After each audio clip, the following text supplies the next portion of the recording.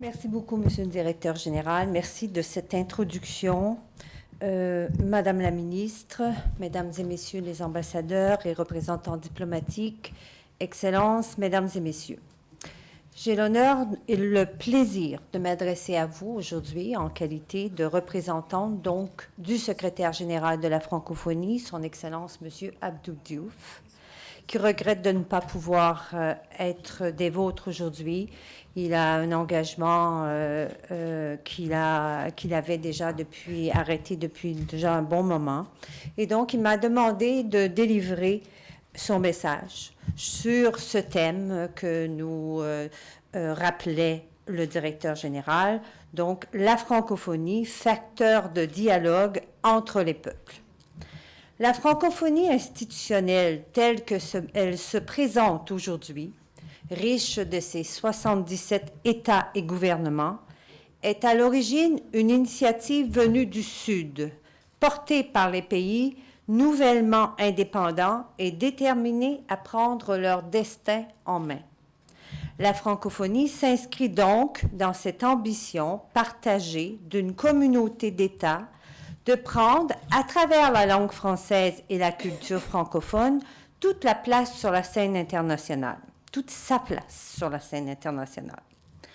Cette quête d'une affirmation linguistique et culturelle renforcée par une influence politique et économique a donc été au départ de la francophonie. Cette ambition a permis de poser les fondements d'une coopération, d'une solidarité et d'une dynamique renouvelée au service de principes et de valeurs partagées. Aux sources mêmes qui ont présidé à la fondation de la francophonie multilatérale, il s'agissait donc, aux yeux de Léopold Sédar Senghor, de dégager dans la rencontre des différences de nouveaux liens sociaux, de nouvelles orientations culturelles, en réveillant ce qu'il appelait la chaleur complémentaire de ces énergies dormantes de tous les continents que la francophonie a mises en symbiose. Les 220 millions de locuteurs de langue française répartis sur les 5 continents représentent une communauté au sein de laquelle rayonne une véritable diversité culturelle et linguistique à laquelle la francophonie est très attachée, politique et diplomatique. Pour notre organisation, donc, la diversité culturelle ne relève pas d'une lointaine théorie. Elle est une grille de lecture transversale à nos actions de coopération, à toutes nos interventions politiques et diplomatiques, en même temps que l'objet d'un plaidoyer constant dans les enceintes internationales, parce que nous pensons que la prise en compte de cette diversité des cultures doit être au fondement de tout projet humaniste. Au cœur de ce grand projet, la diversité culturelle postule l'égale dignité de toutes les cultures et de toutes les langues. Les mêmes États que leurs politiques bilatérales conduisent à soigner le cadre de leurs intérêts redimensionnent ceux-ci dans un projet qui, à l'instar de celui de l'Union européenne ou celui de la francophonie, ne leur est évidemment pas contraire, mais préfèrent des solutions venues de la solidarité aux solutions induisant le repli. La réponse est donc dans le dialogue interculturel. Nous savons que la mondialisation livrée à elle-même menace la souveraineté publique. Du local au global, nous nous voyons tous concernés par les transformations engendrées par la société globalisée. Et dans la mesure même où l'égalité juridique entre les États est le principe reconnu de la gouvernance démocratique, la diversité culturelle postule et promeut l'égale dignité de toutes les cultures et de toutes les langues, la médiation des différences et des différends que vivent les sociétés en crise. Car, observe le philosophe Souleymane Bachir Diagne, reconnu comme l'un des grands penseurs de notre temps, les langues ne fragmentent pas notre humanité. Il existe, nous dit ce philosophe sénégalais, une langue de l'humaine condition, qui nous dispense d'avoir à créer un outil de communication qui ne tiendrait son universalité que d'être artificielle. Et cette langue est la traduction comme médiation culturelle. Depuis la fin de la Seconde Guerre mondiale, l'avènement du multilatéralisme comme doctrine de paix, la généralisation des échanges, l'émergence d'institutions telles l'Union européenne, orientées vers l'économie et le commerce, mais habilitées à favoriser des actions visant la mise en valeur de l'héritage culturel commun, ont érigé la diplomatie culturelle et les relations culturelles internationales au rang d'adjuvant d'une bonne gouvernance et d'un garant d'un dialogue ouvert et décrispé. Les États utilisent leur influence sur le mode non plus de la coercition, mais celui de la persuasion, à travers les moyens recommandés par une approche qui est celle de la puissance douce, traduction libre du soft power américain, où intervient une certaine forme de communication publique apte à influencer le comportement des partenaires. Cependant, si à l'instar du doux commerce de Montesquieu, la persuasion l'emporte sur l'injonction, il s'agira toujours d'une politique d'influence de l'État aux formes d'actions multiples, idéologiques, économiques ou encore axées au nom d'un modèle culturel à la recherche de sa légitimation ou du renouvellement du champ diplomatique dans le cadre déterminé des intérêts et des objectifs recherchés. Peu ou prou, tout État, dès lors qu'il se trouve engagé dans des réseaux de solidarité et de commerce, se montre aujourd'hui preneur des instruments de la puissance douce.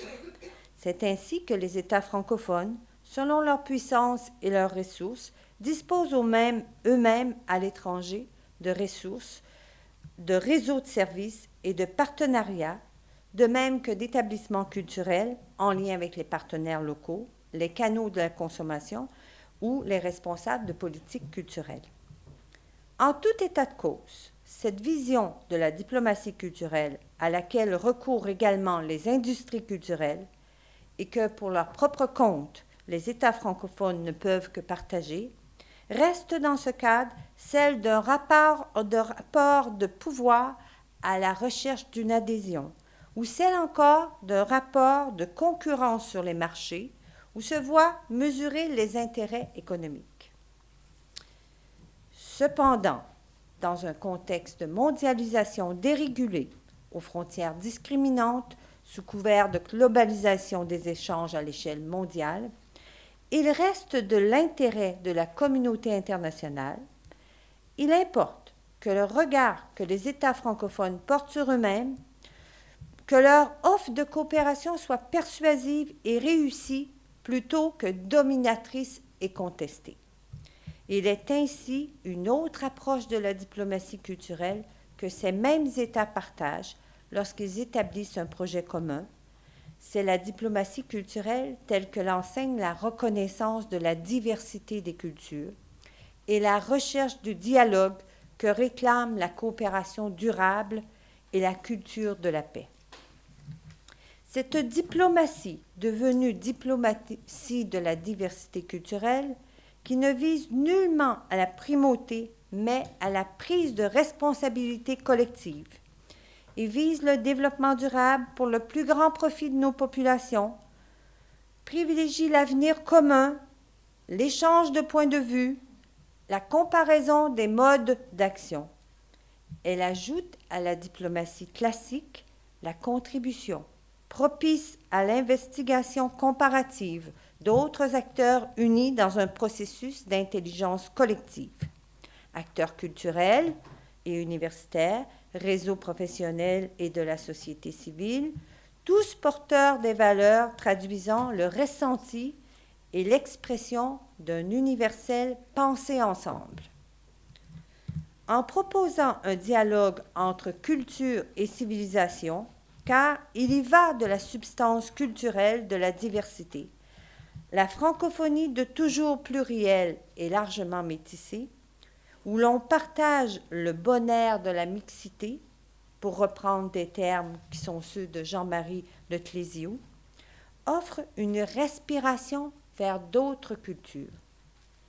Telle est la meilleure définition possible de la diplomatie interculturelle, dialogue d'ouverture et d'équité pour des valeurs de paix, un acteur central d'un compromis dynamique où être de médiation, être de traduction, les passeurs de frontières, les mieux pénétrés de la générosité de leur mission, nous font échapper à ce que le philosophe Gilles Deleuze a appelé l'enfermement dans le territoire, afin de faire advenir une véritable rencontre d'où pourra surgir l'universel. C'est donc la mission constante de la francophonie que de rechercher ce qui nous rapproche plutôt que ce qui nous sépare, en privilégiant le dialogue, l'addition des idées et des visions, en favorisant l'intensification du dialogue des cultures et des civilisations, ainsi que le rapprochement des peuples. Je vous remercie et je vous souhaite une bonne journée de débat. Pardon? Oui? Oh. Moi, je suis Brooke McGowan. Je viens de Cambridge et Harvard, mais je suis aussi ici pour travailler avec le Musée Louvre et BNF. Mais je fais des projets en Tanzanie, Maroc, Égypte et Liban. Mais je suis très intéressée de l'idée d'un dialogue. Et bien sûr, j'ai aussi travaillé avec M. Gandhi, avec son centre de dialogue. Mais pour moi, le problème qui est venu, c'est un problème, surtout quand j'étais en train de travailler avec USAID en Tanzanie. C'est le problème de ce dialogue, c'est qui avec qui. Parce que au niveau de diplomatie en Tanzanie, j'ai fait un projet, mais c'était très difficile dans du parti américain de collaborer avec tous les autres instituts francophones ou de France ou quoi. Et c'est une question très pratique de dire comment, entre les nations, comment on peut prendre une position pour l'humanité contre les forces qui va diviser les intentions ou diviser une question de développer la culture de ces pays qui sont dans une position très difficile maintenant, de développer la société civile, qui est très, très nécessaire pour d'avoir un futur de paix ou productivité ou quoi.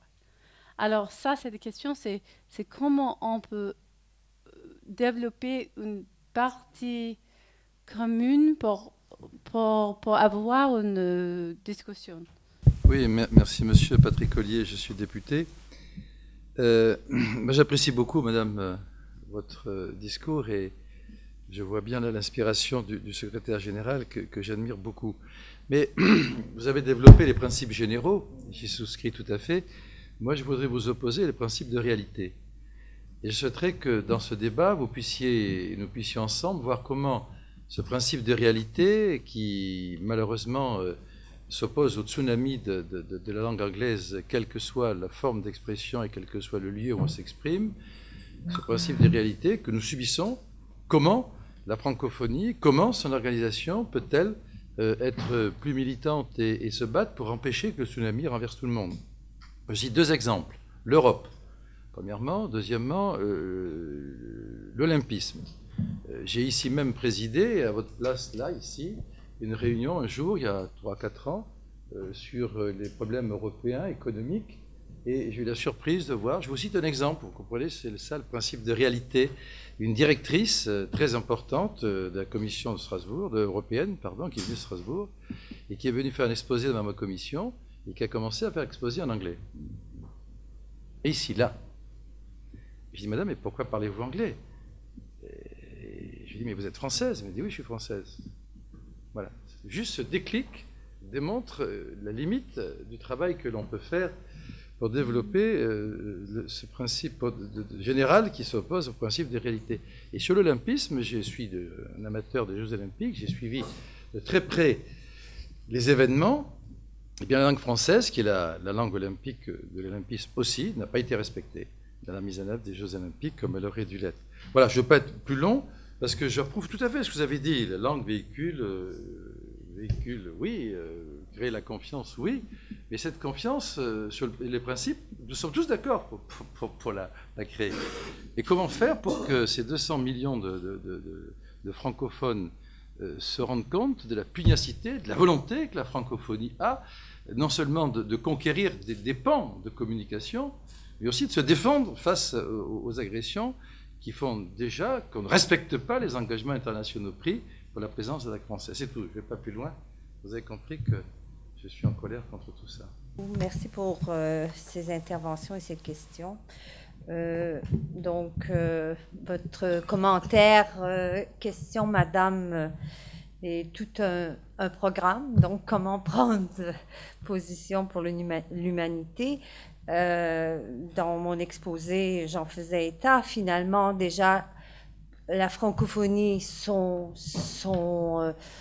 plaidoyer international dans toutes les enceintes internationales visant à faire en sorte que la diversité des langues et la diversité des cultures soient reconnues et que les instances internationales, dans les instances internationales, les francophones comme les hispanophones, comme les autres langues, puissent s'exprimer et prendre toute la place qui reviennent à ces langues. C'est une façon de faire en sorte c'est de faire en sorte que ces langues soient exprimées. C'est une façon de faire en sorte de rapprocher les gens. La francophonie ne prétend pas avoir la solution et ne prétend pas tenir au nom de la langue française, imposer sa langue. Elle souhaiterait que cette reconnaissance de la diversité des langues et des cultures prenne une forme dans les instances internationales. C'est pour ça que la francophonie s'est associée au fil du temps à d'autres aires linguistiques. Nous travaillons avec les hispanophones, les lusophones, les arabophones. Nous avons organisé plusieurs grandes conférences internationales sur la diversité des langues, sur la diversité des religions, sur le respect des religions et des langues. Nous avons organisé ces conférences avec le monde arabe et le plaidoyer que a fait le secrétaire général au cours des 12 années de son mandat a vraiment été sur le respect des différences et sur le rayonnement de toutes les langues et de toutes les religions dans le monde. On ne prétend pas parler au nom de l'humanité. En ce qui concerne votre question, monsieur le député, la francophonie s'est engagée depuis 2004 dans un plaidoyer pour faire en sorte que la langue française soit mieux respectée dans le mouvement olympique. On ne prétend pas avoir fait en sorte qu'elle ait retrouvé toute la place que les francophones le souhaiteraient, mais le statut de la langue française au sein de l'olympisme nous apparaît mieux respecté qu'il ne l'a été au début des années 2000. Notamment, le secrétaire général, depuis 2004, a désigné des grands témoins de la francophonie à chaque édition des Jeux olympiques. Un grand témoin qui a été à tour de rôle soit à Londres, soit à Athènes, soit à Pékin, appelé à négocier avec les plus hautes instances d'organisation des Jeux olympiques pour faire en sorte que la langue française soit présente. Peut-être que comme spectateur ou observateur, vous n'avez pas constaté une présence aussi grande que vous l'auriez souhaité, mais nous avons la conviction que nous avons fait cesser le recul de la langue française dans le mouvement olympique. Finalement, peut-être que la marche vers ce plein respect de la langue française, on n'a pas atteint encore tous les objectifs, mais la francophonie travaille de concert maintenant avec le CIO et avec les comités nationaux olympiques dès que les villes sont identifiées pour faire en sorte que la langue française on a constaté, on a comparé par exemple au Brésil lors des les derniers Jeux olympiques que la langue française avait été dans les moments officiels utilisée de manière comparable à l'anglais et et en Russie, la même chose, lors des Jeux de Sochi, on a comparé. Oui, mais vous avez raison de dire que dans les organisations internationales, nous constatons la même chose que vous, le déclin de la langue française. Et le secrétaire général se désole que souvent, les francophones, et bon, vous avez cité l'exemple de Français, qui ne sont pas eux-mêmes à l'avant-garde pour défendre et faire la promotion de leur langue. Nous, en francophonie, on s'en désole et on souhaiterait que les francophones soient plus combatifs et plus fiers de porter à l'avant leur langue.